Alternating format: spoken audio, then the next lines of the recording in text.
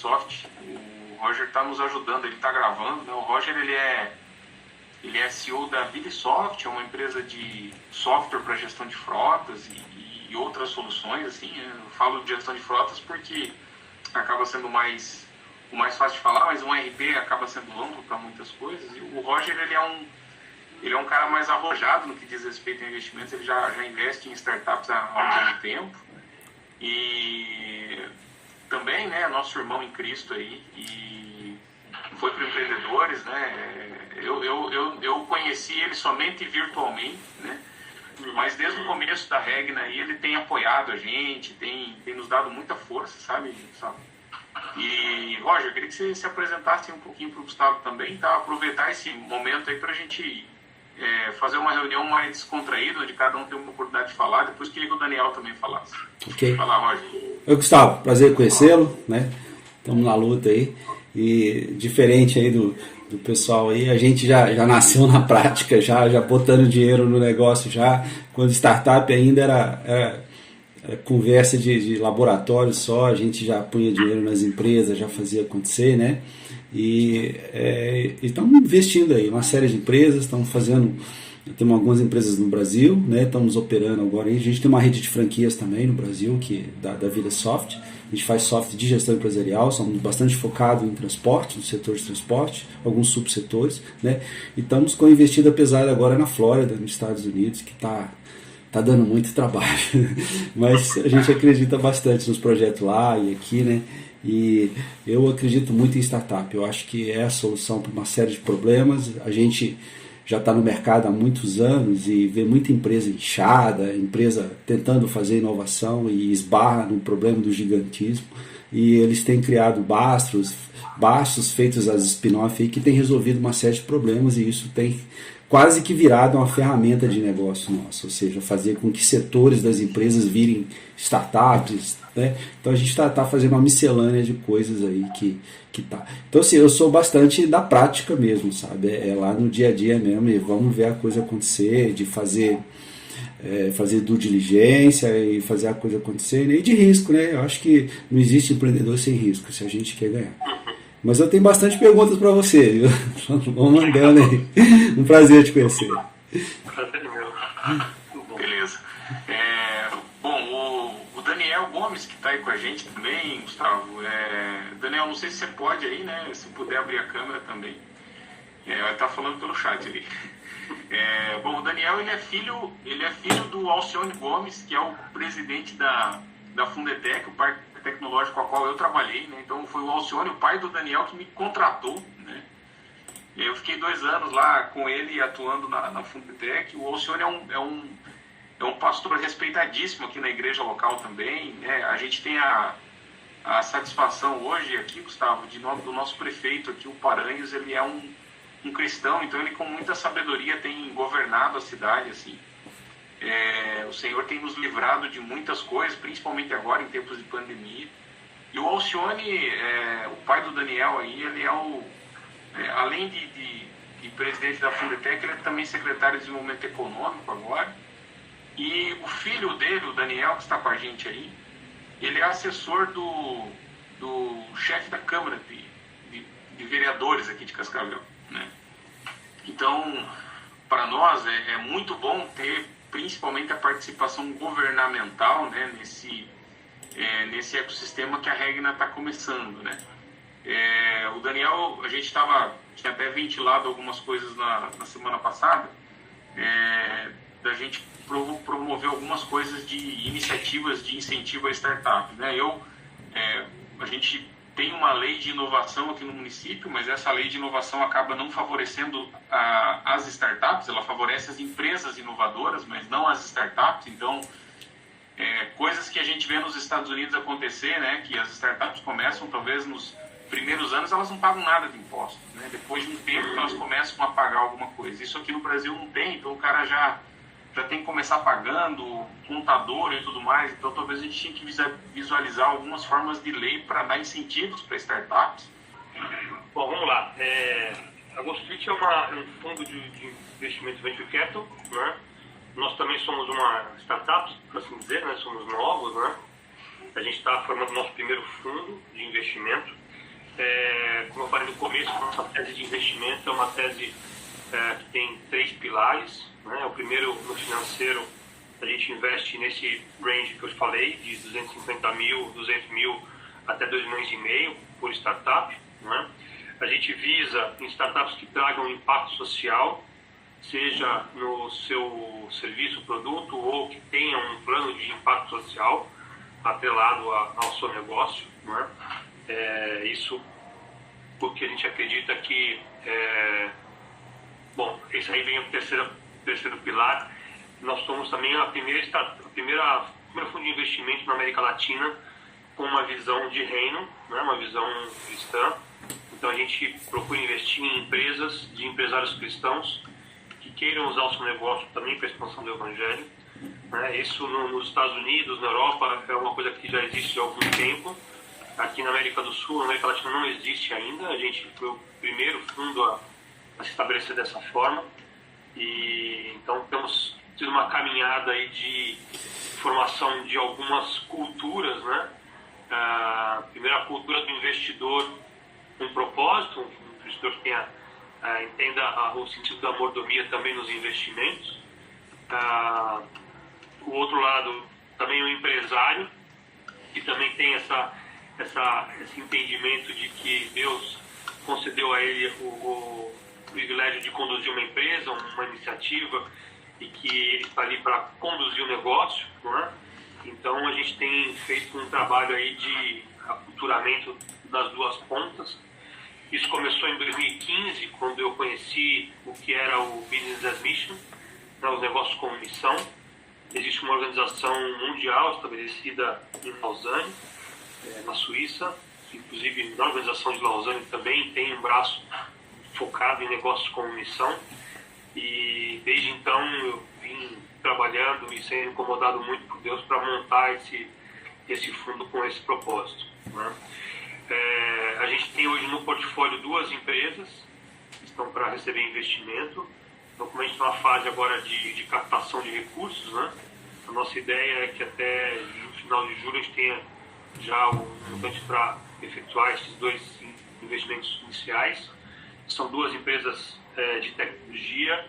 Uma delas está baseada na Dig Economy. É uma empresa que faz reposição de materiais dentro de supermercados. Então, a pessoa ela se credencia na ferramenta, ela é treinada pelo próprio aplicativo e ela consegue, então, assim que ela é aceita, ela pode se inscrever para fazer reposição de materiais dentro dos supermercados. Ela não tem um vínculo empregatício, né, como todo o Dig Economy. Ele é um trabalhador autônomo, né? E o que é interessante nessa ferramenta é que esses trabalhadores, quando são CLT, eles acabam ganhando R$ 1.200, R$ 1.500 bruto, né? E com a ferramenta eles estão ganhando já R$ 4.500 líquidos durante o mês. Né? Então, uma distribuição de renda fantástica. Trabalha na base da pirâmide, pessoas que não são qualificadas para um trabalho, não é? Eles são repositores de produtos em prateleiras de mercado. Né? A gente traz nesse aplicativo também alguns ganhos para essa pessoa, porque ela acaba escolhendo o trabalho dela perto de casa. Então ela consegue escolher no aplicativo qual o mercado está precisando de um repositor naquele dia, e ela se credencia, então ela elimina esse tempo de transporte, essa exposição ao transporte, custos, né? E do lado do empresário que contratou esse serviço, ele tem um estudo feito pela Associação de Comércio Varejista, que as empresas alimentícias, ou seja, que vendem no varejo, elas acabam tendo uma perda de venda em torno de 10% por não ter o produto na prateleira. Então, quando a gente traduz isso no bottom line, ali são alguns bilhões que são perdidos anualmente na indústria alimentícia, de bens de consumo, né, da CPG. Né?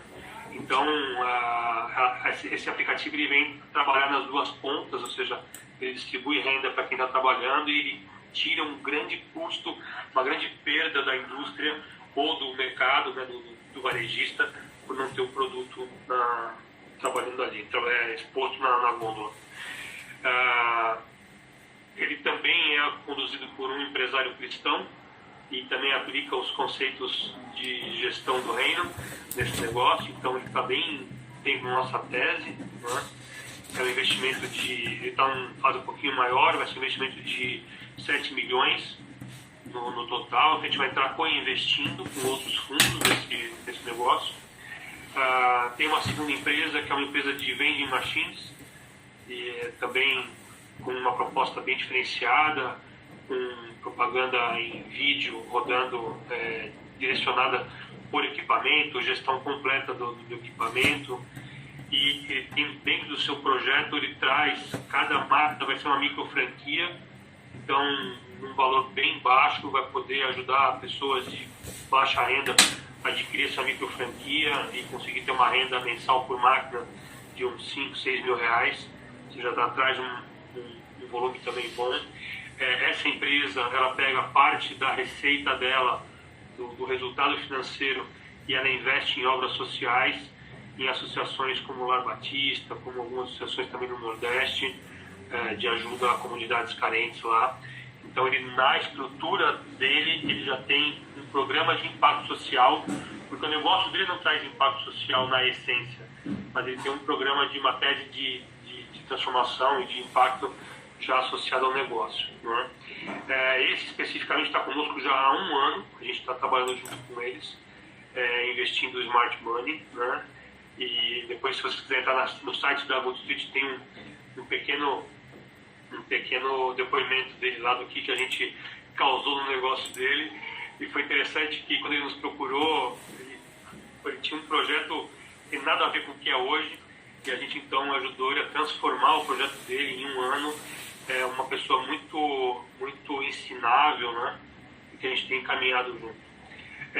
Tem aparecido negócios bem interessantes, embora no Brasil o ecossistema de empreendedorismo cristão seja bem incipiente ainda, mas as pessoas começam a ter uma visão, até pela situação financeira do país, né? Para o empreendedorismo, e a gente tem então conseguido formatar um ecossistema de empreendedorismo cristão, onde você tem já aceleradoras de negócios com o mesmo propósito, o fundo de investimento, tem empresas de serviço associado, então contabilidade, gestão financeira, jurídico, todos com o mesmo propósito, com a mesma visão. A gente consegue ajudar esse empresário a tratar o seu negócio e conduzir o seu negócio na mesma visão que o fundo tem, que a aceleradora tem, ou seja, negócios com propósito, né? Então a gente tem conseguido aí, nesse tempo de construção da Gold Street, fazer algumas associações com algumas empresas, né? Então a Bluefields, que é uma aceleradora aqui de São Paulo, também é uma forte parceira nossa. Então, se o empresário vem para nós diretamente, ele tem que obrigatoriamente passar pela aceleração dessa aceleradora, porque ele minimiza o nosso risco também, né? Nós tivemos um caso de uma empresa do agronegócio que a gente começou a namorar, né? Começamos a andar juntos e aí começamos a fazer algumas mentorias com eles, passaram um programa junto com a Bluefields também. A gente consolidou ali um trabalho de mentores da Gold Street com uma aceleradora em cima desses empresários, e ao final do trabalho eles resolveram fechar a empresa. Eles descobriram que eles tinham tanto problema para resolver desde o começo da operação, que ia sair mais caro eles continuarem com o negócio do que se eles tivessem a ousadia de parar agora e reestruturar tudo e começar de novo do zero. Então eles pararam a empresa e estão agora reconstruindo todo o plano de negócio para começar direito. Tiraram dos sócios, inclusive. Então, assim, foi uma coisa que a gente economizou muito dinheiro do fundo se a gente acabasse seguindo com eles. Era uma empresa bem promissora, era um aplicativo que trabalhava dentro das fazendas, regulando equipamentos de pulverização, as sementeiras, né? Então ele trazia uma economia muito grande para as fazendas, ele trazia uma economia muito grande no gasto com defensivos agrícolas, e ele tinha um ganho associado, que era não poluir aquele campo onde estava sendo aplicado o defensivo agrícola, porque ele caía exatamente de uma maneira uniforme, com a quantidade correta, né, que não chegava a poluir a terra, mas acabou fechando. Bom, o mercado de venture capital é um mercado que está em ebulição no Brasil. Todos pensaram que quando viesse a pandemia aí, os negócios iriam parar. Isso não é verdade. Saíram alguns dados distribuídos pela Dataminer, onde nesses 4 primeiros meses de 2020 houve 480 milhões de dólares investidos em startups aqui no Brasil. Só no mês de abril foram 120 milhões de dólares investidos, desculpa, 144 milhões de dólares investidos em 20 negócios. Né? Então, e esse mês de abril ele foi 18% superior ao abril anterior, né, do ano passado, e foi 44% superior a 2018. Então, ou seja, mesmo num mês com essa pandemia em alta, né, os fundos continuaram investindo e estão investindo ainda, tem muito negócio sendo investido. Né? Quando a gente fala de investimento de risco no Brasil, a gente tem um negócio também incipiente, né? Está começando no Brasil essa visão de investimento de risco, muito puxado pela taxa Selic que caiu, né? Nós estamos agora em 3%, com tendência de baixa ainda. Então isso mobilizou os investidores a buscar alguma coisa que desse um resultado melhor, né? Mas infelizmente no Brasil, quando a gente fala de investidor, nós estamos falando de 46% da população, né? 54% antes da pandemia não investia em nada, né? A gente não tem números atuais pós-pandemia ou durante a pandemia, mas muitos, e nós sentimos isso aqui no fundo, acabaram usando seus recursos para injetar no seu negócio, para se manter, porque as rendas acabaram cessando, né? Então acabaram usando o dinheiro que estava investido. Mas a gente tinha um cenário de 46% de pessoas investindo no país. Desses 46%, 80% investia em poupança. Nossa. Ou seja, um investimento que nem considero investimento, é só para o dinheiro se atualizar de alguma forma, não é? Mas essa é a cabeça do investidor brasileiro. Ele ainda investe em poupança. Tem um dado que eu compartilho, eu sempre uso isso na apresentação da regra, né? Que em 2019 foram 15 bilhões de dólares investidos em startups brasileiras, e desses 15 bilhões, mais de 50%, em torno de 50%, 8 bilhões veio de fundos do exterior, né? Então eu vejo assim, SoftBank investindo bilhões aí em Banco Inter, Nubank, né? iFood, fundo japonês, fundo dos Estados Unidos, né? Então, uma das coisas que eu percebo é que assim, o cara lá de fora ele acredita mais no negócio brasileiro do que o próprio brasileiro, né? Você concorda com isso? Qual que é a tua visão? O que faz com que o brasileiro realmente seja ruim para ver com bons olhos esse tipo de investimento no Brasil, Gustavo? O que eu acabei de falar é o que está acontecendo, ou seja, a gente tem pessoas no Brasil sem a visão do investimento de risco. Por quê? Porque no Brasil você ganhava dinheiro investindo em qualquer lugar, não é? Você tinha a inflação, os juros altos, você ganhava sempre foi muito boa, né? Em qualquer investimento. Quando esses juros caem em patamares, começou quando o capaz chegou nos 5%, o pessoal falou, peraí, né? 5% ao ano, né? Estava mais baixo do que a poupança deveria pagar. Né? Então, como é que funciona isso? Então, começaram a correr para a Bolsa. E aí, quando você pega a Bolsa, em março de 2019, ela chegou num índice histórico de 1 milhão de pessoas investindo. 1 milhão de CPFs na Bolsa em março de 2019.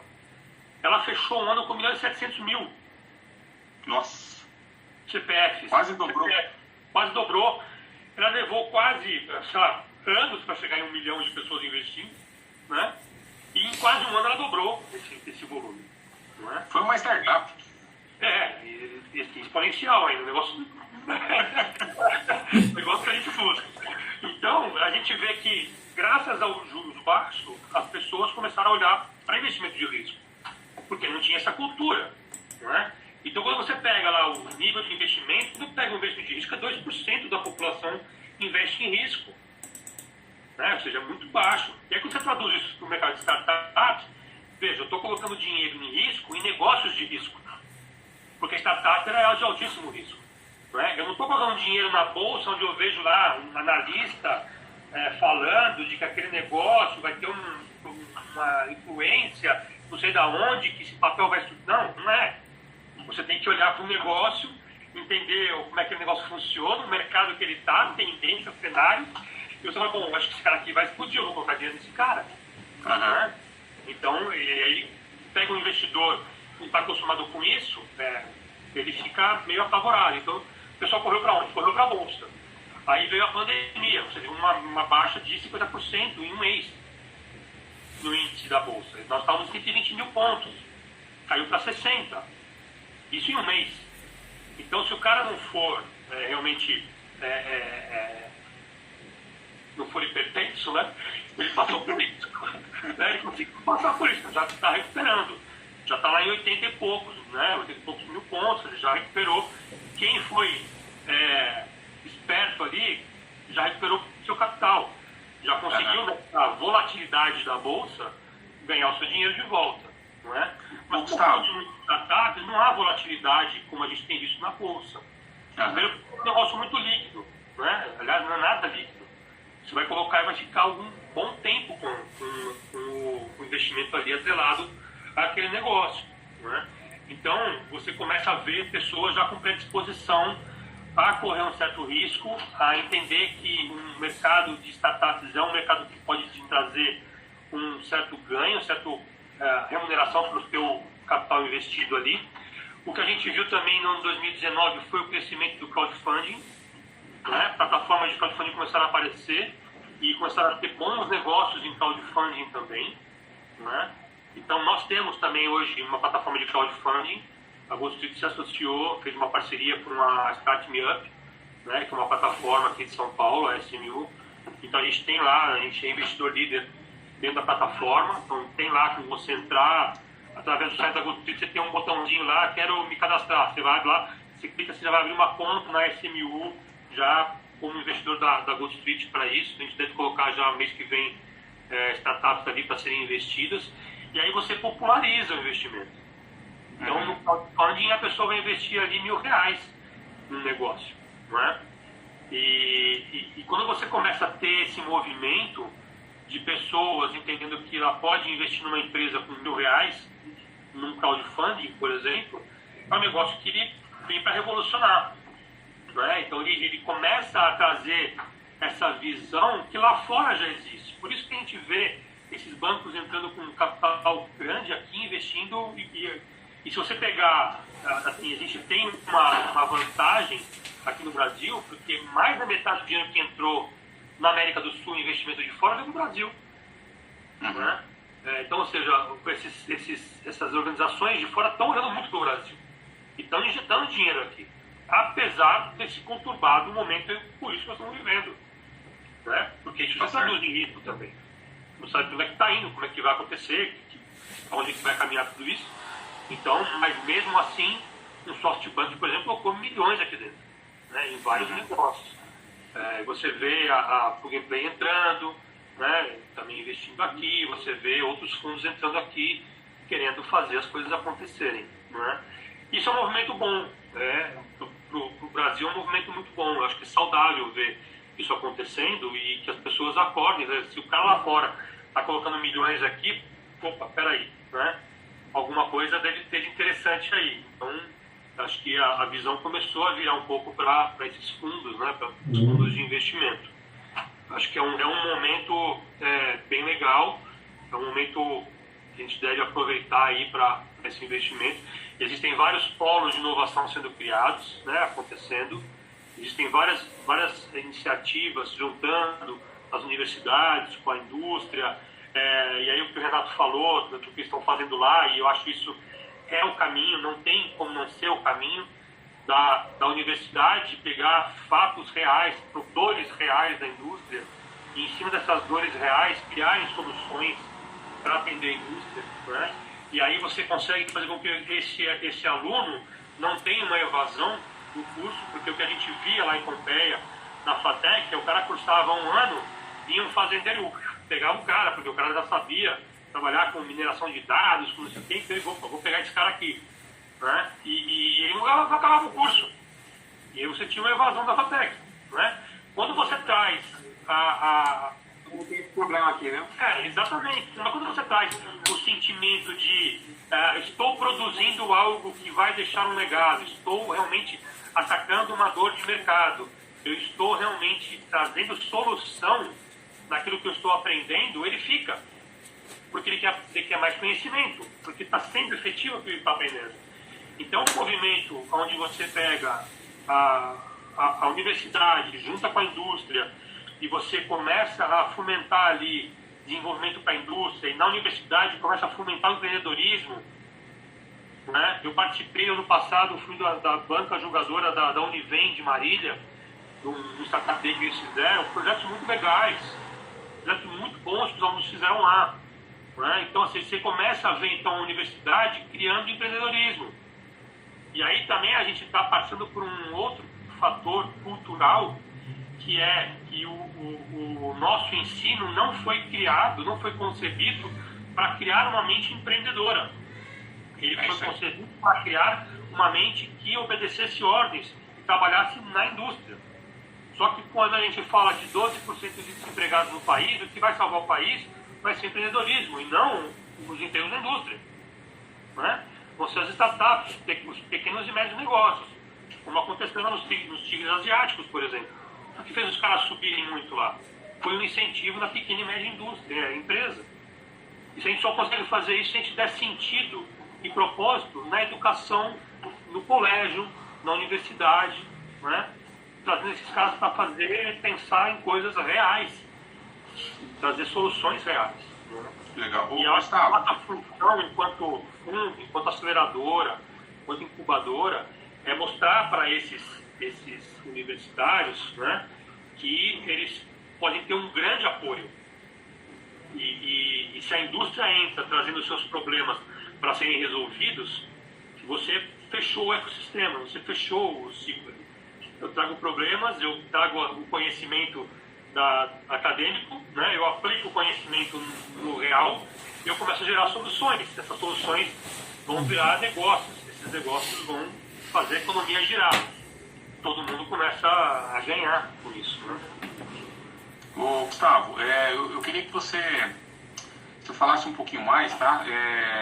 Sobre essa percepção, principalmente de investimento, né? Nos Estados Unidos, que a gente não tem uma renda fixa que paga tão bem, né, como no Brasil. Agora do Brasil tá mais tranquilo, né? Porque tá pagando pouco, então tá fazendo o povo adotar outros tipos de investimento. Mas no Brasil, o que geralmente se fala, né? Se você não tem aí uns 3 meses ou 6 meses de reserva técnica, né, para você conseguir suprir uma necessidade sua, em caso de desemprego, em caso de uma situação de aperto, você nem invista, nem olhe para investimento mais arrojado. Você primeiramente invista em renda fixa, invista em CDB, invista aí nessas coisas aradas que estão aí no mercado, né? Mas nos Estados Unidos não tem renda fixa, então os caras naturalmente eles são mais apetitosos ao risco, assim, né? Eu queria que você falasse um pouquinho mais sobre isso, assim, Gustavo. O que você acha? Eu sinceramente nunca, apesar de sempre ter, né, tentar fazer uma reserva de uma situação de dificuldade e tudo mais, mas sinceramente eu sempre olhei que, cara, eu preciso olhar para esse cara que está querendo desenvolver, esse cara que está querendo empreender, esse cara precisa da minha ajuda, eu posso colocar isso à disposição, eu posso ajudar. Então eu sempre olhei por isso, assim, mesmo que eu abro mão mesmo da minha poupança, daquilo que eu estou guardando ali para preciso ajudar outra pessoa. Mas eu queria que você... por que será que é tão difícil assim, né, o brasileiro enxergar que o investimento em startups, apesar de arrojado, apesar de arriscado, é tão difícil assim, né? Não sei se... Eu acredito que você não tem uma tese sobre isso, né, Gustavo? Mas se você puder compartilhar um pouco sobre sua visão a respeito disso. Então, Carlos, do que a gente já falou um pouco, eu acho que está muito ligado a isso, né? Quando a gente pega o público investidor no Brasil, que mais da metade não investe em nada, né? Você não tem renda para guardar, para investir em nada, não é? Então você já tem aí uma diminuição muito grande do público investidor. Né? Quando eu pego o público investidor de 80% coloco dinheiro em poupança, visivelmente são pessoas conservadoras, né? Elas não vão correr risco. Então ela não vai, dificilmente ela vai mudar a cabeça dela e investir numa startup, porque ela tem um perfil conservador, não é? Agora, tem aquela parcela de que tinha um perfil conservador, mas ele ganhava dinheiro com CDB, com SDB, com produtos estruturados, não é? Eles ganhavam bastante dinheiro com isso. E começou a não ganhar mais tanto dinheiro com isso. E aí ele passa a pensar, fala, bom, eu preciso começar a correr risco. Né? Quando a gente olha lá para fora, correr risco é um negócio normal. Por quê? Porque a bolsa de valores lá fora é muito mais madura, muito mais acessível do que ela era aqui. Ela começou a ser acessível agora aqui. Veja, a gente começou a ter um boom de investimento de CPFs na bolsa há muito pouco tempo atrás. Né? Eu não sei se vocês já investiram em ações, mas o meu primeiro investimento em ações foi quando o governo liberou o fundo de garantia para colocar ações da Petrobras. Né? E eu peguei e falei, foi o máximo que puder. Né? E coloquei lá o que eu tinha, coloquei. Esse investimento meu ele rendeu mais de 1000% em 8 anos. Né? Rendimento líquido de mais de 1000%. Então, quando eu vi isso, eu falei, poxa, caramba, interessante esse negócio de ações, né? E aí eu comecei a olhar para o mercado de ações. Então eu cheguei a fazer até day trade. De manhã eu investi numa empresa, ia vender à tarde, ganhar ali 2% no mesmo dia, não é? Então, mas esse perfil se a gente olhar no perfil de investidores hoje no Brasil, são poucos que têm esse perfil. Não são muitos, isso é cultural no Brasil, né? Muito forte também, aí tudo que a gente falou, né? A educação, ela é focada em trazer pessoas para serem bons seguidores de regra, para trabalhar em empresa. O que quer dizer isso? Na minha geração, né, qual que era a minha educação? Que eu me esforçasse para ter o que? Um bom emprego, me aposentar numa empresa, né? Então, essa era a minha visão, a visão que eu sempre tive dos meus pais. Eu tinha que ter um bom emprego para poder ter uma aposentadoria no futuro, né, mais segura. Então você tem essa questão da segurança muito forte. Muito paternalista as coisas aqui no Brasil, né? Muito essa questão da CLT ser muito forte, de começar só agora essa flexibilização dos contratos de trabalho. Isso lá fora já existe, sim, muito tempo já. Então você começa a mudar essas visões e você vai, o risco, ele não é um negócio, não é um bicho-papão. Eu posso correr risco, né? Então eu posso montar uma carteira de investimentos onde eu tenha grande parte do meu investimento para segurança, por exemplo, eu pego para 10, 15%, 20%, eu for mais arrojado, e coloco em risco. Né? Ou seja, eu vou ter 80% do que me segura esses 3 meses, 6 meses de pandemia, vamos dizer assim, né? Com a pandemia eu tenho dinheiro, né? Então eu consigo manter esse dinheiro lá guardado para essa eventualidade, mas eu vou pegar aquele dinheiro que é de longo prazo e eu vou jogar em risco, né? Porque no longo prazo esse capital de risco vai me dar muito mais retorno do que esse dinheiro que eu estou colocando numa aplicação mais conservadora. Legal, isso não é? Sempre foi esse. Agora, com esse momento de startups, é uma coisa que tende a crescer. Uma notícia que é legal, que isso deve acontecer no final desse ano, talvez no ano que vem, a CVM já criou um sandbox aí para discutir sobre o mercado secundário de startups em crowdfunding. Olha que legal. Pô, se sair o mercado secundário em crowdfunding, você gera liquidez que você não tem hoje no negócio. Você vira uma mini bolsa ali, trabalhando com startups. Vai ser um negócio que vai explorar muito esse mercado. Vai ficar muito legal. Não é? Porque mesmo um investidor no crowdfunding, ele coloca lá seus R$1.000, ela vai ficar preso durante 12, 18 meses ali, até aquela startup fazer uma segunda rodada e entrar um fundo que queira limpar o cap table deles, né? Você tem aqui 150 acionistas, vão tirar esses caras aqui, eu vou comprar parte deles e vou entrar o fundo, né? é muito mais fácil. Então ele limpa o cap table ali, tira esses investidores do crowdfunding e entra o fundo. Mas para isso acontecer tem que fazer uma segunda rodada, né? uma outra rodada de investimento.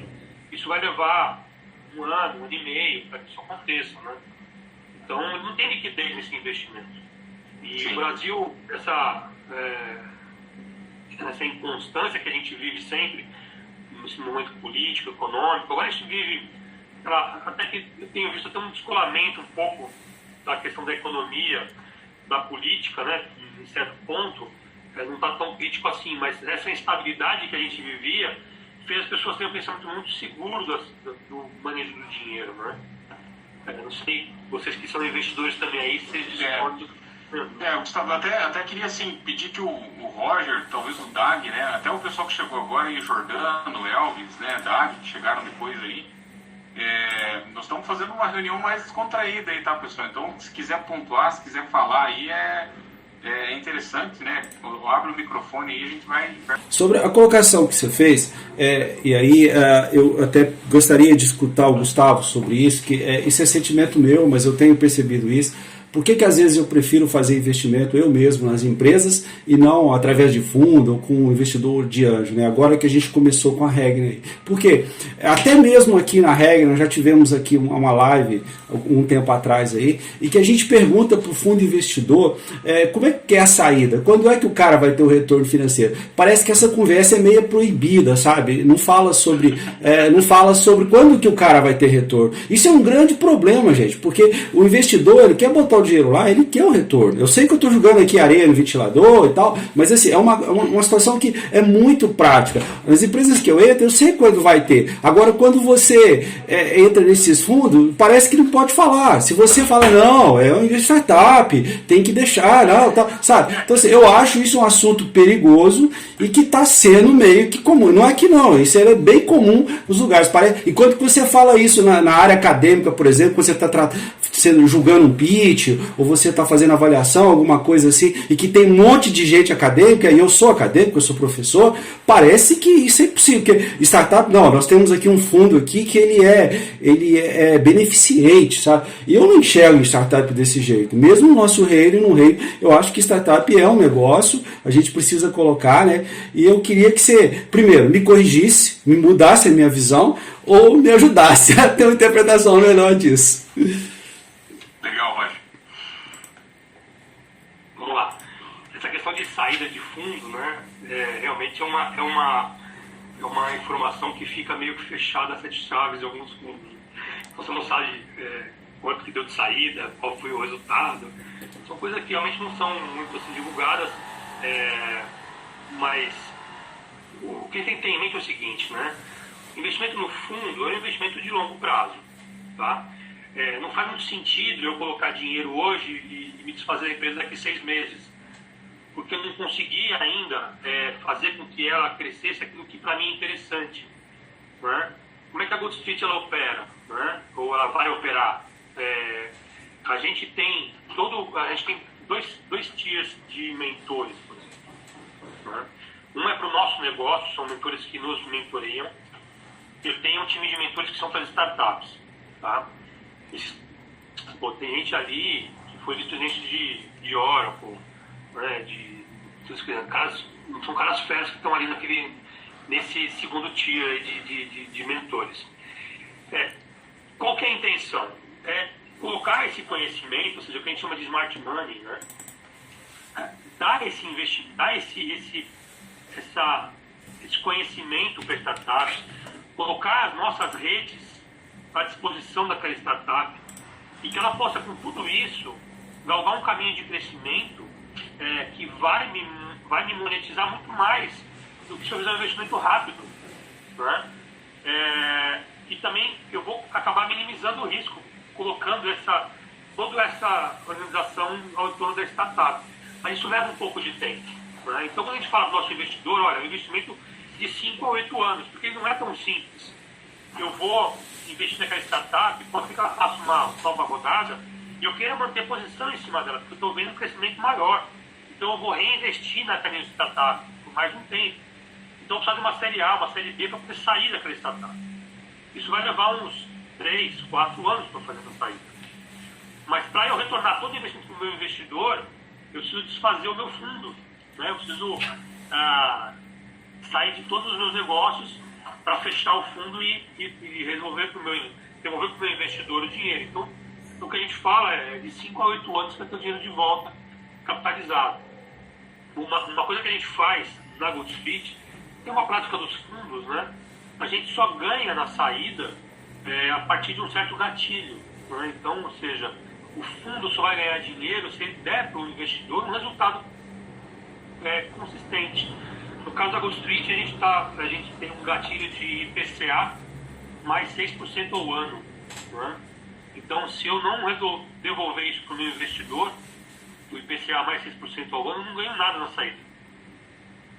Agora, se ele tiver mais do que isso na saída, eu ganho 20% do que exceder. Né? Então, ou seja, eu só vou ser remunerado se realmente eu fizer com que a startup ela cresça. Né? A postura do fundo é uma postura de estar junto com a startup. Então, por exemplo, quando eu vou investir no meu MOU que eu faço com a startup, no meu acordo inicial, eu tenho alguns pontos de veto e de aprovação ali que são minhas prerrogativas. Então, por exemplo, o financeiro da startup, eu gostaria de avaliar se é um financeiro que eu gostaria de manter lá ou se eu quero indicar um novo financeiro.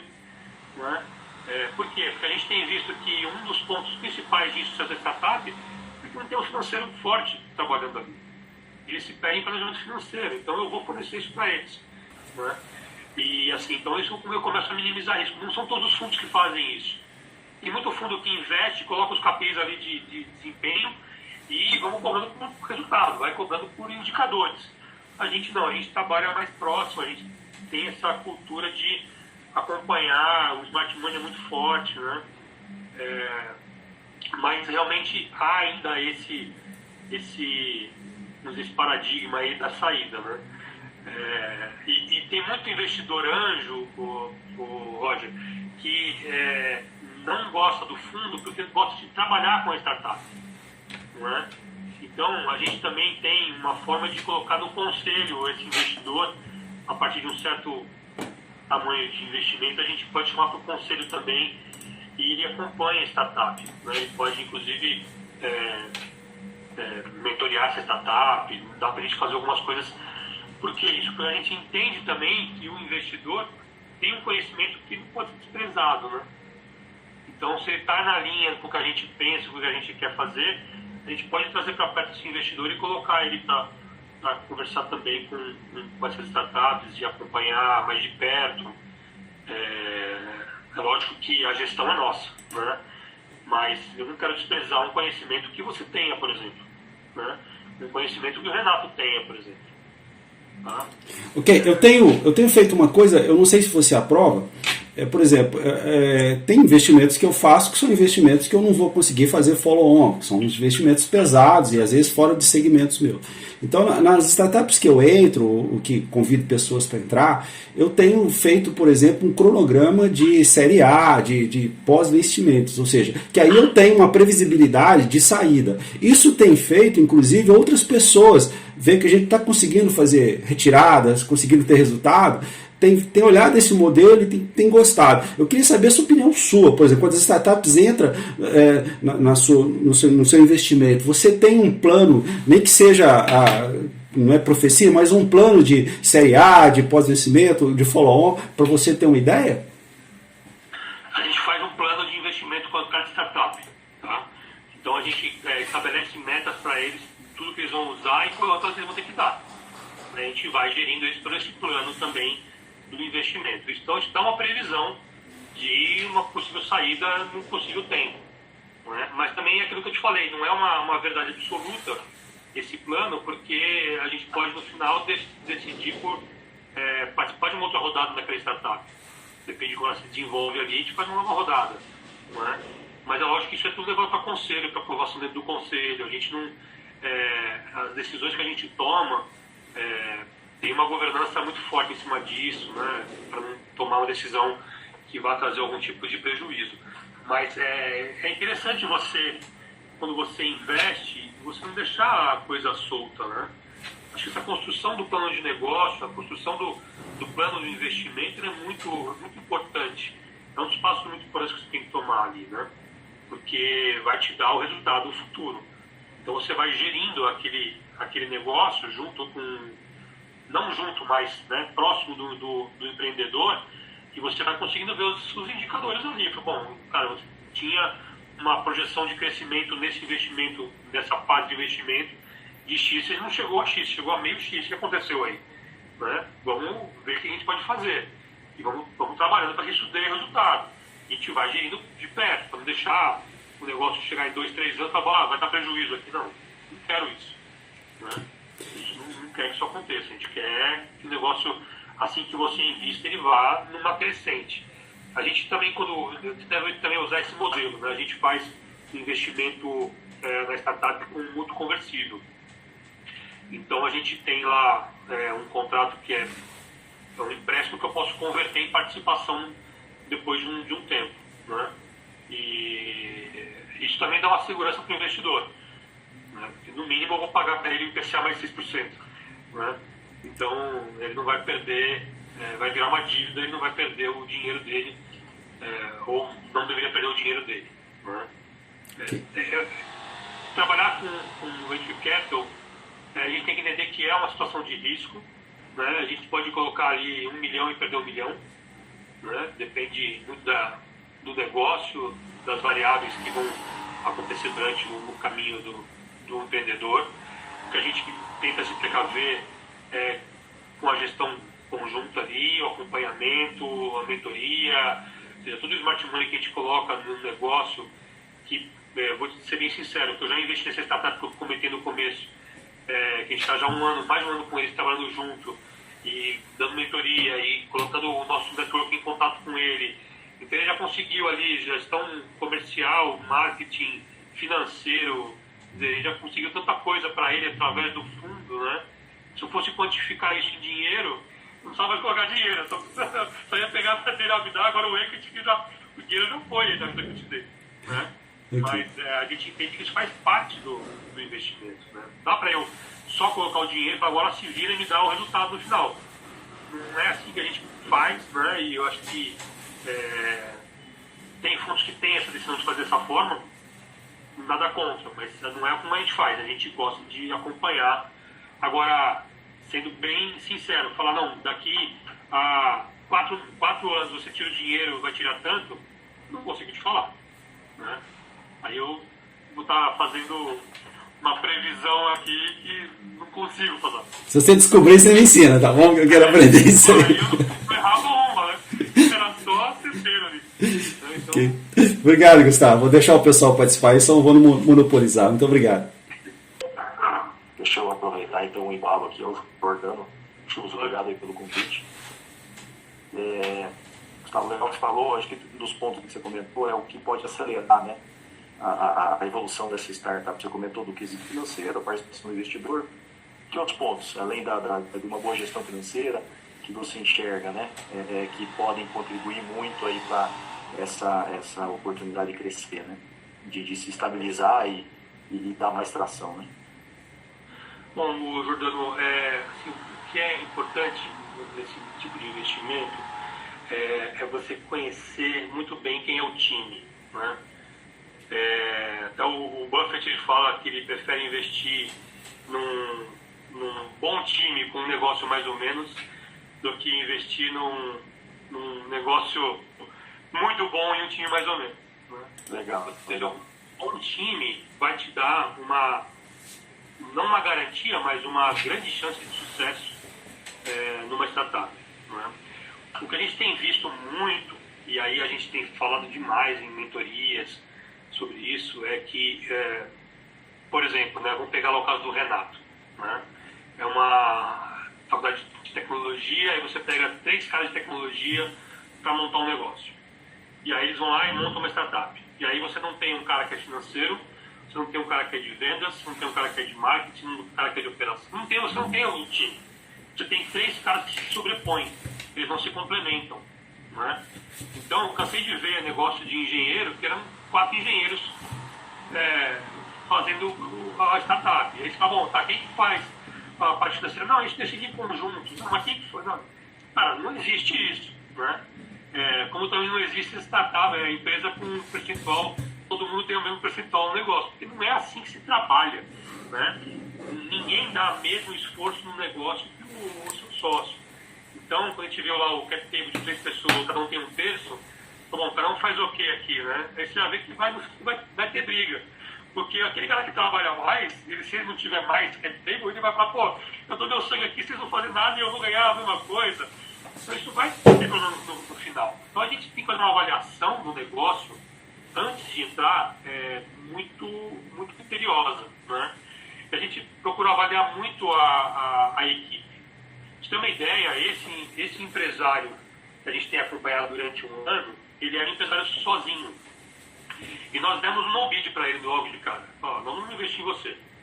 Primeiro que você não tem sócio, né? Isso nos traz algumas coisas que para nós é um sinal de alerta, né? O cara sem sócio ele deve não ser ensinável, ele não deve aceitar opinião, deve ter problema de relacionamento, né? É uma coisa que a gente tem que ficar meio que de olho, né? Não que seja, mas são alguns indícios. E aí esse cara chama Anthony, e aí o Anthony pega e ele começa a trabalhar o negócio dele na orientação que a gente vinha dando. Ele tem alguns sócios hoje no negócio dele, né? E tem alguns outros que são chaves que ele já propôs fazer um vesting com essas pessoas, né? Então, quer dizer, você vê que o cara ele é super ensinável. E eu não quero entrar num negócio que o empreendedor não seja ensinável. Então, na hora de chegar numa situação onde eu consigo ver ou antever um problema, eu falo, olha, aqui vai acontecer isso, porque eu já passei por isso, o promissor minha passou por isso, e ele vai falar, não, isso não vai acontecer, eu vou tocar assim mesmo. Não vai ter um problema, não é? Porque no final da história, eu vou ser um sócio dele. Eu vou estar com ele um tempo aí, alguns anos, caminhando junto, e se a gente não tiver um bom entrosamento, um bom trabalho ali, se ele não for uma pessoa ensinável e que aceita que o fundo fale alguma coisa, do mesmo modo, o fundo também tem que aceitar quando o empresário fala assim, olha, cara, aqui é o seguinte, isso vai acontecer por conta disso, disso, disso, então eu vou ter que mudar o negócio para dar uma pivotada aqui. E o fundo tem que olhar e entender, falar, bom, cara, estamos juntos, vira aí e vamos embora. Estou apostando em você. E deixa o cara pivotar o negócio e seguir em frente. Então, Jordano, você tem que ter um estudo muito grande para entrar no negócio, né? Após você entrar, o acompanhamento e colocar tudo aquilo que você tiver de melhor à disposição dele é o que vai trazer o sucesso, né? Então, uma boa rede de relacionamentos, uma boa rede de mentores, uma boa rede de parceiros que tragam valor para aquela startup é muito importante, né? Uma coisa que eu falo muito para as startups também é assim, cara, vocês têm que negar o fundo, né?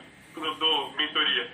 Porque se o fundo não te atende naquilo que você pensa, imagina, você vai se aliar a um cara, a um fundo que vai ficar te cobrando coisas que você não quer responder, você não quer dar para ele. E aí, como é que fica? Então, realmente é um casamento, né? Tem que ser uma resposta de sim do fundo e da startup. O que acontece geralmente é que a startup vem para o fundo quando ela está precisando de dinheiro. E ela não tem tempo de namorar muito. Ela está precisando da grana, ela tem que acabar aceitando, fazendo algumas concessões para receber o dinheiro, né? Aí é uma situação que fica mais complicada. E o fundo tem que estar atento a isso. Porque nessas concessões podem vir estourar no futuro uma situação de desgaste, de relacionamento ruim, né? Que vai afetar o negócio. Não sei se eu te respondi, Jordano. Sim, não, legal, com certeza. É um ponto importante aí, vários fatores. Eu também, alguns pontos que situaram, puxando a sardinha muito do lado, mas questão da gestão do desenvolvimento. Que às vezes a gente tem pontos ali que sofrem bastante transtorno, né? Não sei qual que é a visão aí, entrando mais na ótica da engenharia, mas já também está complementando aí o que você comentou com relação ao perfil do time e fazer essa análise. Legal, gostei, achei isso aí mesmo. Obrigado. Legal. Ô Dag, eu penso que assim, você é um cara que já investiu aí, ou pelo menos já teve algumas intenções de investimento, né, Dag? Eu queria que você compartilhasse um pouco de qual que é a tua visão sobre investimento mesmo em negócios desse tipo, assim, Dag? Como é que você encara esse mercado, essa fala que o Gustavo falou até então aí de investimento em startups, né? Eu queria que você compartilhasse um pouco daquilo que você tem aí, Dani.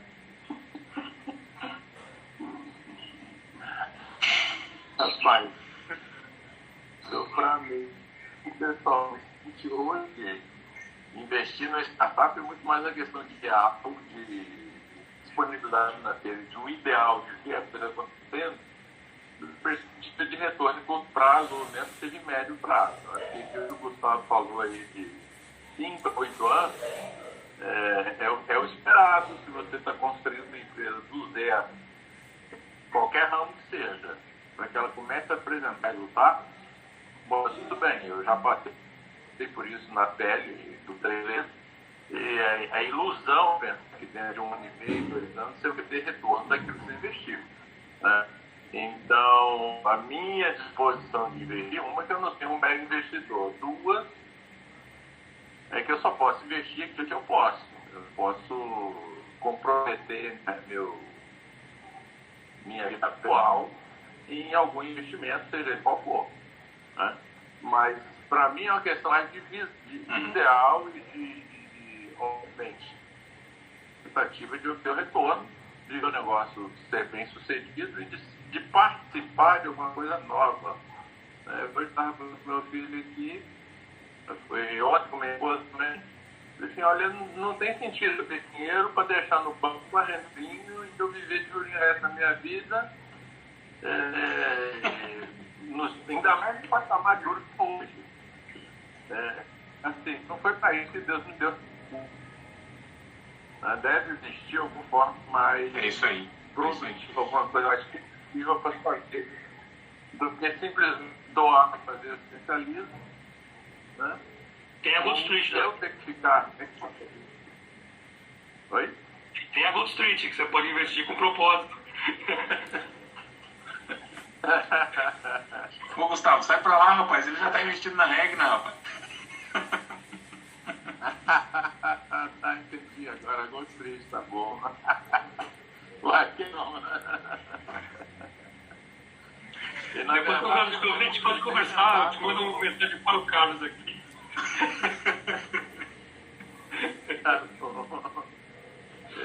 Eu na prática tenho tentado fazer investir em pessoas ou em negócios. A maioria das vezes dá errado pra caramba, porque você quer ajudar o cara e negócio não te ajuda, né? Ajudar, você ajuda com assistência social, coisa assim. O negócio tem que ser viável. O negócio tem que ir em todas. Senão é melhor não ter um negócio. É mais barato você pegar uma oferta do bolso e pagar o almoço do cara. É muito mais barato do que montar um negócio para ele, para funcionar, e dar errado. Né?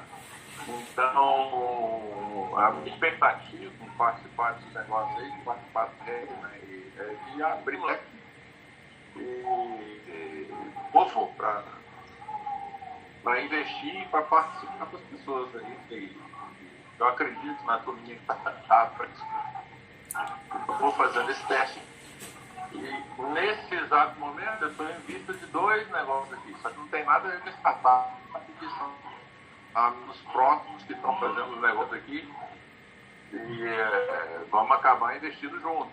Mas minha aposta hoje, não mais na firma individual, mas no time. Entendeu? Embora eu não tenha um time de experts aqui, mas é um time de pessoas que eu confio e sei da competência que tem, que não são nem doutores, né? Nada que gente, na que estão se propondo a fazer, tem obtido resultados positivos. Né? Então, para mim, está bastante. Eu não sou muito seletivo exageradamente seletivo do time de parceiro. Mas o que eu não tenho visto sentido é em simplesmente eu ficar sozinho, eu fazendo tudo, crescendo sozinho. E não adianta, eu tenho meus limites e eu preciso de ter gente para andar junto. Agora é difícil o empreendedor entender isso. Aquele limite e que ele não consegue andar sozinho. Essa fala aí do ensinável, eu achei ele ótimo. Um camarada que tem uma ideia, mas não está disposto a se aprender, é difícil de tentar. É muito difícil. Mas por hoje é só. Eu, quando começo a falar, eu falo demais. Então chega, tá bom.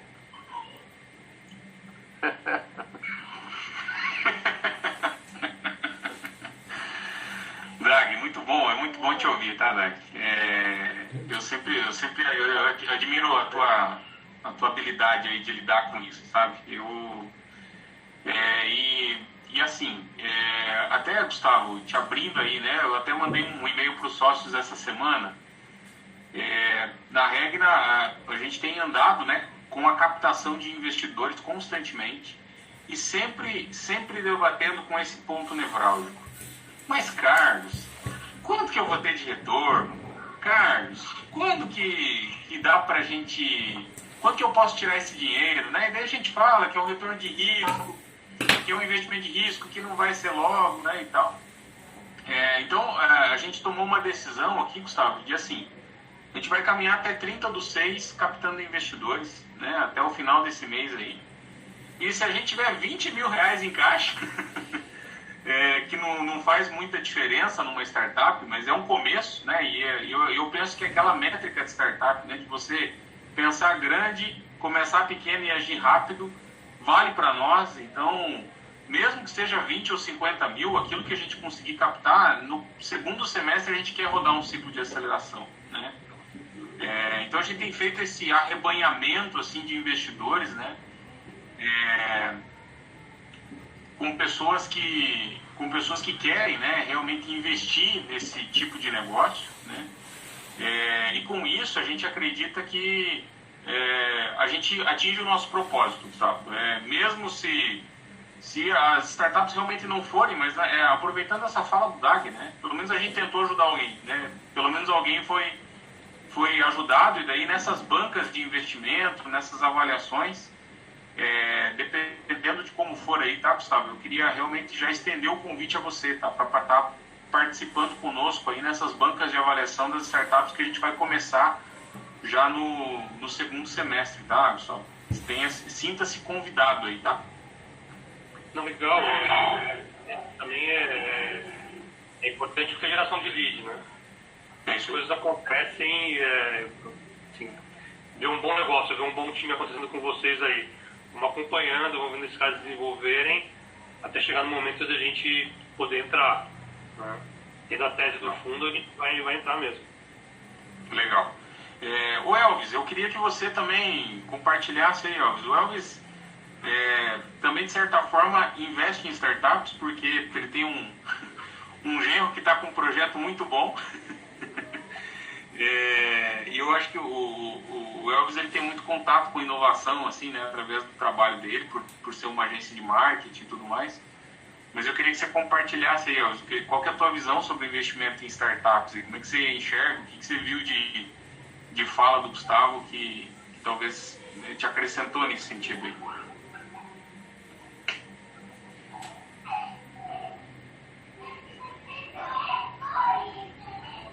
Você desmutou o microfone e daí mutou de novo, Elvis. Você consegue falar agora ou tá difícil aí?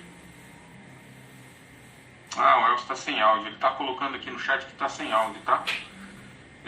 Tá pedindo um minuto aqui. Bom, enquanto isso eu vou dando as boas-vindas ao Gilson aí. O Gilson, ele é também empresário de software de Londrina. O Gilson ficou sabendo da Regna, acho que através das redes sociais aí. E o Gilson também é um investidor em startups. Gilson, só te apresentando, o Gustavo Hipólito, ele é de um fundo de investimentos chamado Gold Street, ele é de São Paulo. E nós estamos aqui ouvindo dele aí os tipos de investimento, como que está o cenário de investimento em startups, né, no Brasil. E ele tem acrescentado-nos a nós aí como sócios da Regna sobre esse tipo de investimento, tá? Se você tiver uma pergunta, você fique à vontade, tá, Gilson? Talvez enquanto isso o Elvis resolve a situação do microfone ali. Você que já é um investidor em startups, aí não se intimide, tá? Se tiver alguma coisa para comentar ou para perguntar, fica à vontade, tá, Gilson? Obrigado,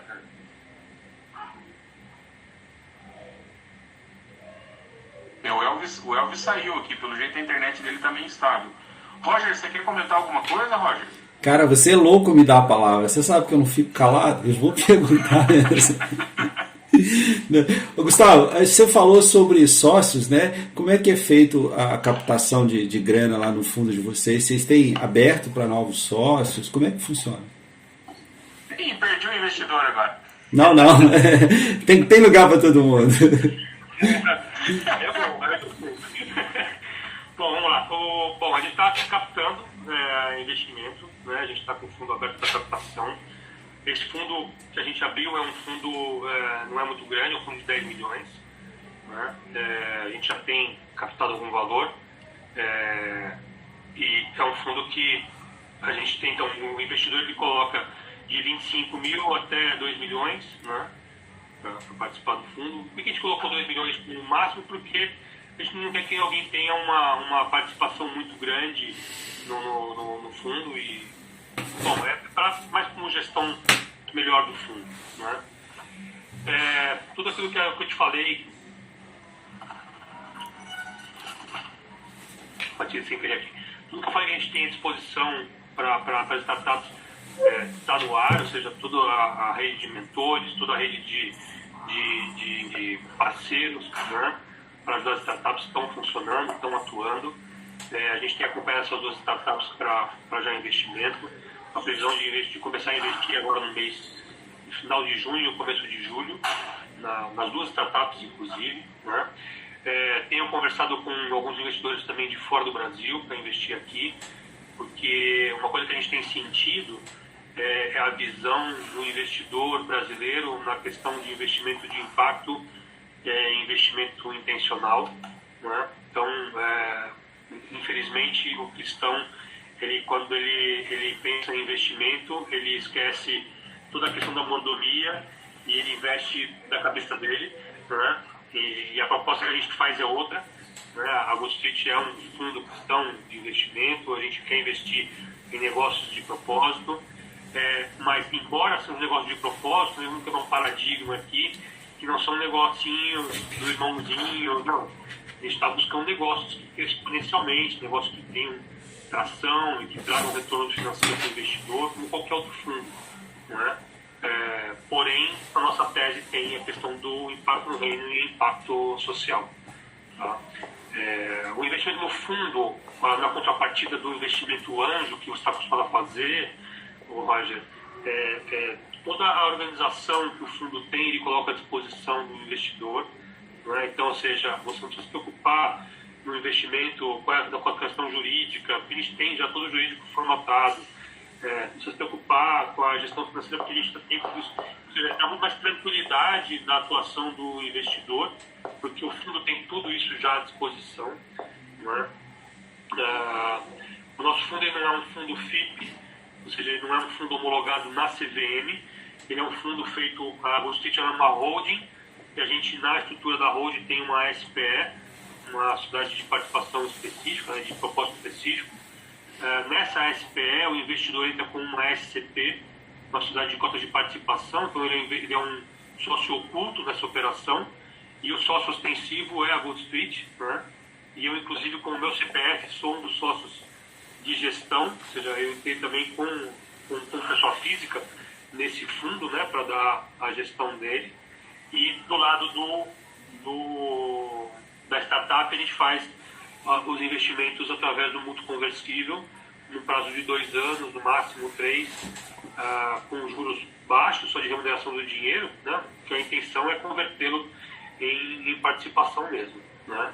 A gente opta pelo mútuo conversível porque é uma estrutura que acaba não onerando muito a startup também, ela tem que se transformar numa SA, a gente evita essas transformações grandes na startup para trabalhar com fundo. Né? Isso vai acontecer mais lá para frente, quando ela tiver uma série A, uma série B, né? Ela faz uma transformação mais forte, mas como a gente atua no early stage, ou seja, naquele gap que eu comentei no começo, de 200 mil até 2 milhões e meio, não há por que eu onerar a estrutura da startup com modificações muito grandes. Né?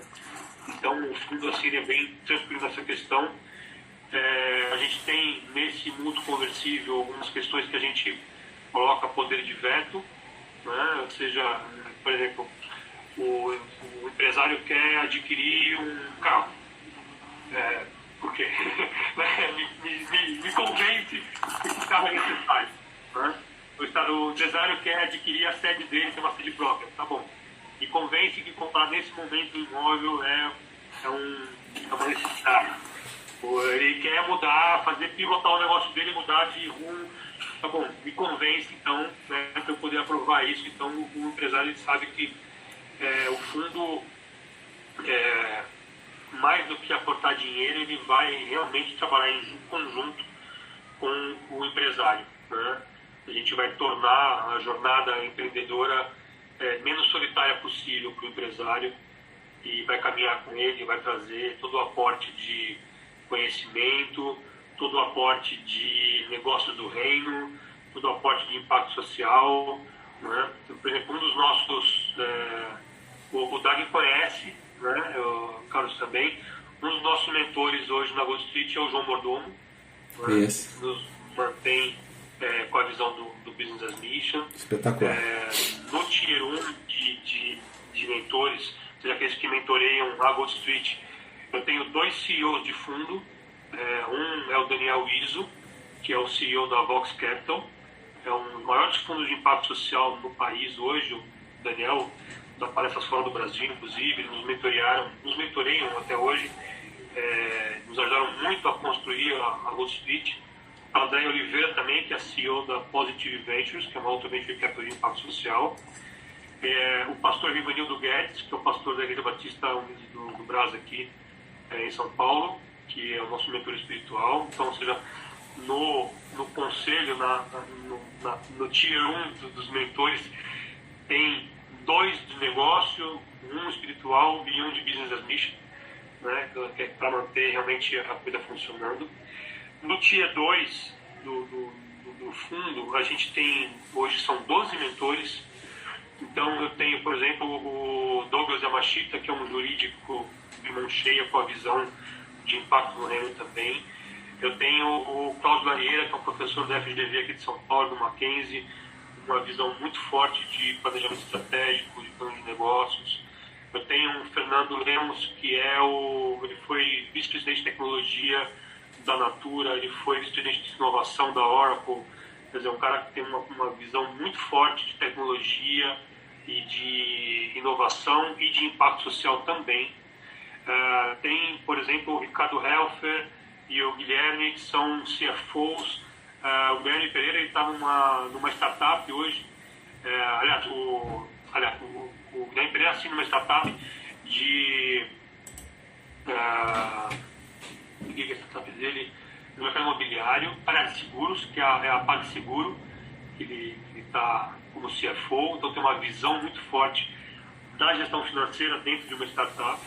Né? O Ricardo Helfer é um CFO da Pixon, da área médica. Tem a Tânia Moura, que é a vice-presidente da Associação Brasileira de RH. Então toda a parte de gestão de pessoas, a Tânia, ela é top no mercado hoje, está com a gente também.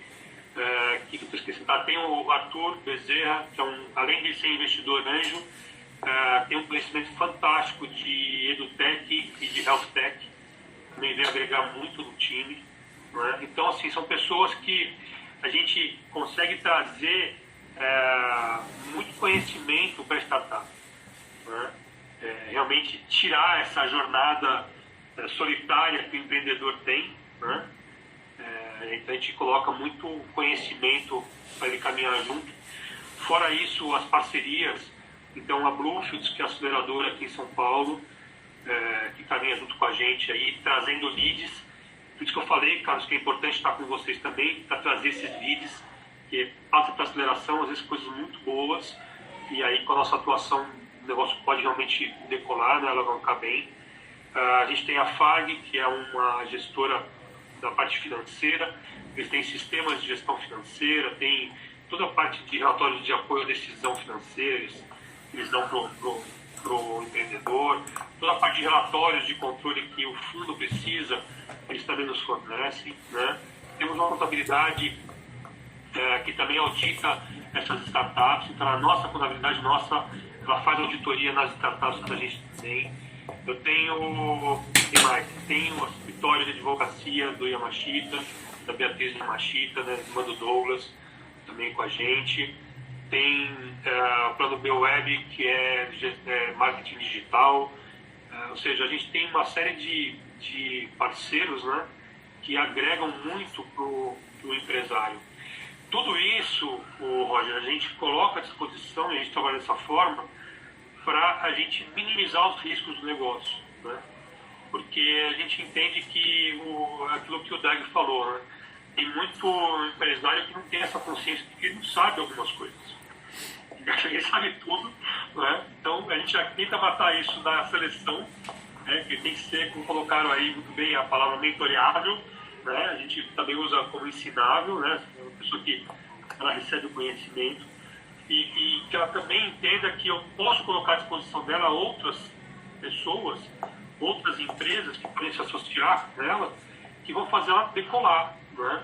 Ela não precisa saber tudo, ela precisa focar naquilo que ela sabe fazer, né? Ela vai focar no core dela e todo o resto o fundo vai, de alguma forma, prover para ela, né? Então, é o que a gente, assim, rapidamente, o que a gente montou aí faz acontecer.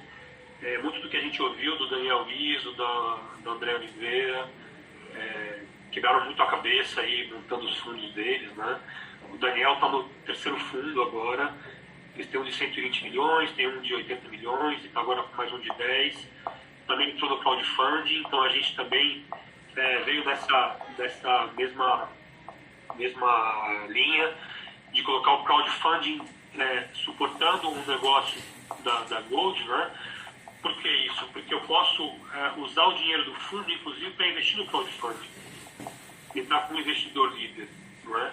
Então, o fundo de 10 milhões que eu investi em 6, 7 startups, eu posso investir em 10 startups, 15 startups. Então, eu investi menos, mas com o crowdfunding, né? Então, isso maximiza o uso. A gente está pagando o preço de ser pioneiro, né? Então, de trazer essa cultura do investimento com propósito. Tem sido uma caminhada bem difícil de você conseguir os investidores para aportar o dinheiro no fundo e ter essa visão do impacto no reino, do impacto social, né? A gente também está sendo pioneiro na questão do crowdfunding. Estive ano passado com o Extra Reg, mesmo com o Mordomo, com o Pet Pilai, e perguntei para eles se eles conheciam algum crowdfunding intencional no mundo. Nenhum deles conhecia, então a gente foi o primeiro a montar aqui no Brasil um crowdfunding para negócios intencionais, né? E são coisas que, para nós, além de tudo, a questão do negócio também é missão, né? A gente também tem que colocar na missão e conduzido ele como uma missão mesmo. Vai lá, o Elvis voltou, gente. Ele surgiu das cinzas aqui. Primeiro o Dag, depois eu vou te ligar, hein? Depois dessa parada aqui eu vou te ligar, se prepara aí. Ô, Elvis, tá bom aí, Renato? Elvis, deixa eu só te interromper. O Renato precisa sair, ele quer dar um tchau pra galera aí. Não, eu ia falar justamente isso, ô Renato. Eu vi você comendo aí, ó. Isso não se faz, viu? Os publicitários ficam só de olho. Eu queria saber qual é a marca desse negócio que você está comendo aí, porque eu já vou fazer uma propaganda aqui pro pessoal. Pessoal, bolo de fubá delicioso. Aí, eu sabia, tinha certeza. Só não posso pôr marca nesse negócio aí. Nós vamos vender para esse pessoal aqui, Renato. Só fazer propaganda e ganhar uma grana aí. Pessoal, eu queria só me pedir licença para me despedir, né? Eu tenho que aqui agora incorporar o espírito professor, que eu tenho que atender meus alunos. A gente está trabalhando com atividades remotas, né? Ah, legal. Não é AD, né? É presencial, só que é distância. E os meus alunos estão me aguardando aqui, então eu agradeço a oportunidade de conversar com vocês. Agradecer ao Gustavo pela vivência que está trazendo aí para nós, né? Então, mandar um abraço aí pro Roger, o Dag, o Elvis, abraço, Renato. O Jordano e Carlos. Nós conversamos aqui depois pelo WhatsApp. Um abraço para vocês e bom restinho de reunião. Ô, Gustavo, eu te adicionei no LinkedIn, a gente pode ir conversando por lá. Deixei meu WhatsApp e meu e-mail pra gente trocar umas figurinhas. Perfeito, ótimo. Um abraço, até mais, pessoal. Até mais. Eu só queria, eu não quero me delongar, eu só queria fazer uma observação aí nas palavras do Gustavo, que eu cheguei, peguei um monte é assim, é tudo corrido, é tudo agitado. Mas assim, eu ouvi um bom pedaço aí da conversa do Gustavo e eu gostei bastante. Achei assim que a Regna tem muito a aprender, a experiência do Gustavo e esse time é legal, pode nos ensinar muito, né? Então eu só queria falar, ó, parabéns, achei muito interessante. E assim, entrando nesse mundo aí que na verdade eles me provocaram, né? Eles me puxaram para dentro da Regna. Você vai alargando as suas rendas, né? Vai alargando, vai fazendo contatos aí, né? Poxa vida, muito interessante, bacana, parabéns, viu? Legal, Elvis. Obrigado, tá, pela sua fala aí. Gilson e Jordano, só para apresentar, o Elvis, ele tem 2 agências, né? Na verdade, ele falou na última reunião da Regra, ele falou que estava montando a 3ª empresa já. Mas ele tem a Blanco Lima e a Tor Digital, para vocês precisarem de marketing digital aí. Ele, inclusive, é um dos parceiros nossos da Regra, e claro que as startups que precisarem desse tipo de apoio, a gente conta com essa coparticipação aí também do Elvis, né, nesse trabalho maravilhoso que é o marketing, a publicidade, né? Eu vejo muita sinergia, né, com tudo que o Gustavo falou, principalmente porque o Gustavo pega uma fatia de investimento maior do que a Regna, né, de 25 mil adiante. Nós pegamos investimento um pouco menores, né, de 5 a em torno de 15 mil. Né? Então a gente tem trabalhado com essas cotas, né, Gustavo? Então são cotas menores porque a gente realmente quer, nesse primeiro momento, medir o mercado, tentar angariar mais investidores, né? Falar um pouquinho sobre esse apetite ao risco de investir em startups, né? Porque empreendedores precisam disso. Então, assim, foi muito bom, tá, Gustavo, tua participação aí hoje. Obrigado pelo seu tempo, pela sua dedicação aí em compartilhar tudo isso. E eu vou fazer o seguinte, tá, Gustavo? Se você me der essa liberdade, eu coloco seu contato no grupo nosso da Regna lá, que daí quem quiser também pode entrar em contato direto com você pelo WhatsApp. Pode ser assim? Sim, pode colocar assim. Bacana.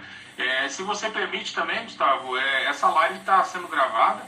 Depois a gente quer subir para o canal da Regna Ventures também. Eu posso colocar como não listada, só quem tem o link que consegue ver, tá?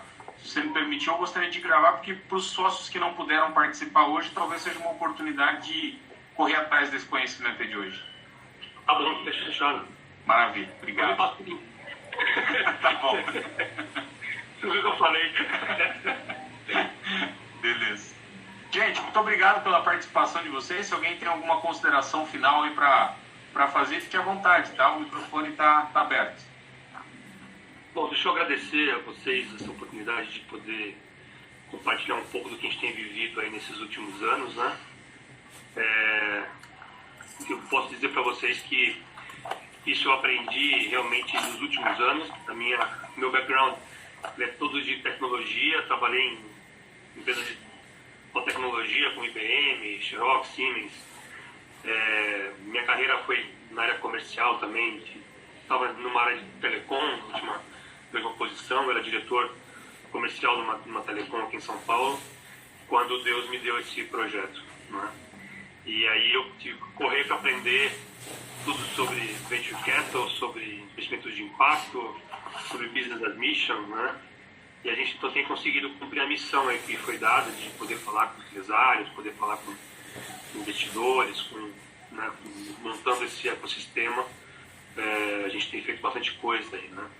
E te agradecer, Carlos, porque participar de uma reunião dessa, na verdade, é cumprir a missão, né? Poder falar da Positute para vocês, do que a gente tem feito, é um grande prazer, né? Não quero concorrer com você, mas se vocês quiserem investir comigo, o fundo está aberto para investimento. Claro, tá certo. Tem para todo mundo, né?